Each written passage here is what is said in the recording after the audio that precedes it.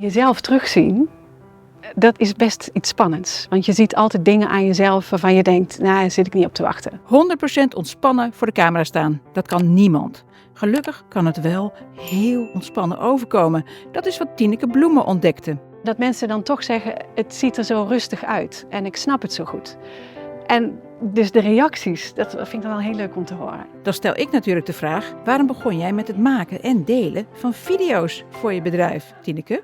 Het aloude verhaal, ik denk dat elke ondernemer dat kent. Je wilt toch zichtbaar zijn. Het is nodig om zichtbaar te zijn, want als je niet zichtbaar bent, dan heb je geen klanten, geen handel, geen omzet.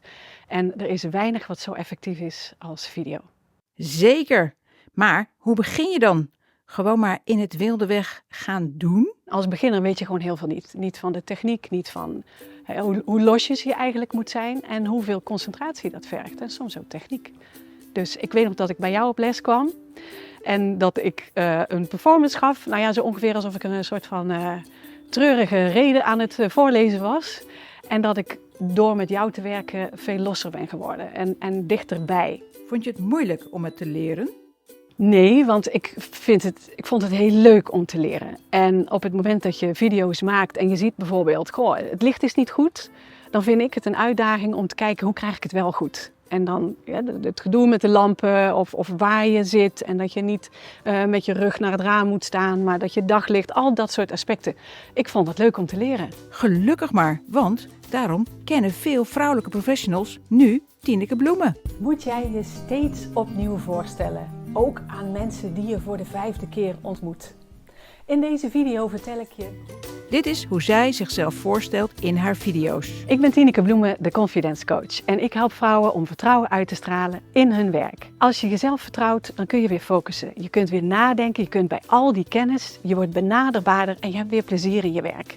En dat gun ik elke vrouw, want de vrouwen die ik ken, die werken allemaal keihard en die verdienen het om zich goed te voelen over zichzelf en over hun resultaten. En als je dan video's gaat delen, waarmee begin je dan? Ik ben begonnen met voorstelvideo's, video's over wat ik doe, maar ook belangrijke thema's van de mensen met wie ik werk, dus de vrouwen met wie ik werk. Dus over leiderschap, over hoe je ervoor kunt zorgen dat je met vertrouwen communiceert. Er is een manier waarop mensen wel onthouden wie je bent.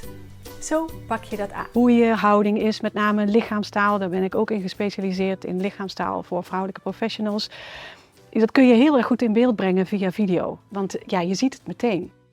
Het antwoord is, we kijken anders naar vrouwen dan naar mannen. Dat doen mannen en dat doen vrouwen. Er wordt boven door de monteur gewerkt aan de cv-installatie. Het filmpje moet even, we doen het ermee. Je komt natuurlijk ook jezelf tegen als je je eigen opnames terugkijkt. Daardoor zetten sommige ondernemers niet door met video, maar Tineke ontdekte hoe heilzaam het juist kan werken. Voor een camera staan en jezelf terugzien, dat is best iets spannends. Want je ziet altijd dingen aan jezelf waarvan je denkt, nou, daar zit ik niet op te wachten. Er zit ook een zekere acceptatie in. Op een gegeven moment moet je denken, dan zit mijn haar maar gek, of dan zit mijn trui maar raar, of dan ben ik maar even niet zo duidelijk. Maar we gaan dit wel doen nu. We gaan het wel presenteren. Dus je wordt ook wat meer zelfkritisch. En ja, zelfvertrouwen en zelfkritiek, dat levert een spanningsveld op. Dus daarvoor is het zeker goed. Meer zelfvertrouwen door die video's. Dat is ook mijn ervaring en die van alle ondernemers die wel doorzetten. Ondanks dat ongemakkelijke begin. Waar liep je eigenlijk nog meer tegenaan, Tineke? Wat ik echt niet leuk vind, is scripts schrijven. En jij hamert er altijd op. Wacht. In mijn tas, altijd, jouw boek. En ik weet dat ik het moet doen en ik vind het vreselijk om een script te schrijven. En wat ik dan dus doe, ik probeer altijd daar toch een beetje onderuit te komen. En dan gaat het helemaal mis. Want dan moet ik het keer op keer overdoen, want ik weet eigenlijk niet wat ik aan het zeggen ben.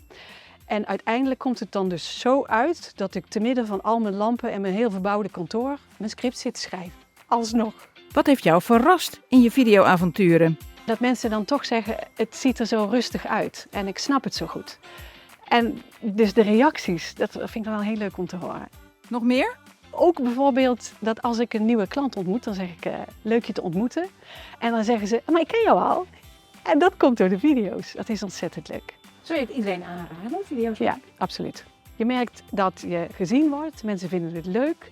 Ze leren je beter kennen en alles komt samen. Hè? Dus en je inhoud en hoe je praat, hoe je kijkt, je handgebaren, alles komt over. Dus het voelt ook echt dichterbij.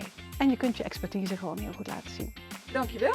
Is dit het? Ik denk, ja, Oké, nou top. Ja. Wil jij jouw ervaring met video delen? Doe het dan in de reacties onder deze video of kijk naar de volgende video. Want daar ontmoet je nog een ondernemer die ook video gebruikt voor haar bedrijf.